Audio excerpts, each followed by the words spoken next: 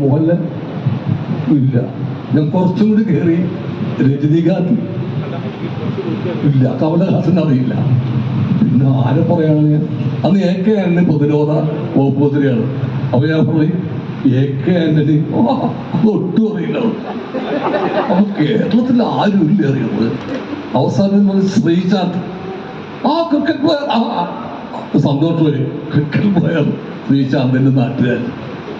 അതാണ് pan India. നമ്മുടെ കേരളത്തിന്റെ പാൻ ഇന്ത്യ അവസ്ഥകൾ.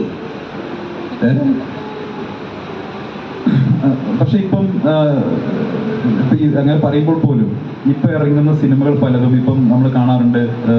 യൂട്യൂബിലും ഒക്കെ നോക്കുന്ന സമയത്ത് പല ഹിന്ദി റിവ്യൂവേഴ്സും ഒക്കെ മലയാള സിനിമ കണ്ട് അഭിപ്രായം പറയുന്നത് കാണാറുണ്ട്.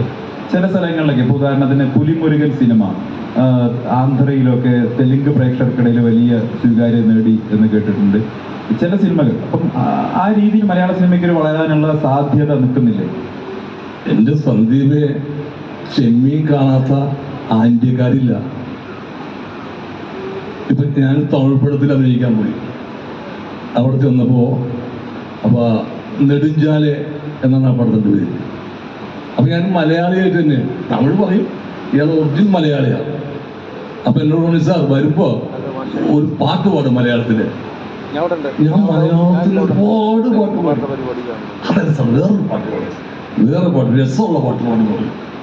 എനിക്ക് മനസ്സിലായി. ഞാൻ ഞാൻ പാടിക്കൊള്ളുന്നു. ഓക്കെ ഓക്കെ പുത്തമ്പലക്കാരെ ഓക്കെ പുന്നപ്പലക്കാരെ.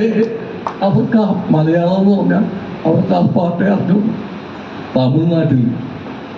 അപ്പൊ അങ്ങനത്തെ ഉള്ള ചിത്രങ്ങൾ ഇപ്പോ നേരത്തെ പറയാനിപ്പോ പുലിമുരുകനൊക്കെ പോയ പോലെ എത്രയോ കൊല്ലം മുമ്പ് ചെമ്മീൻ പോയിട്ടുണ്ട്. ഇൻഹരിക്കുന്നത് അതിനൊക്കെ ഒരുപാട് പടങ്ങൾ പോകുന്നുണ്ട്.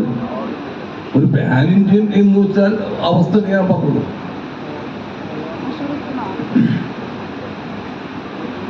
ഇപ്പം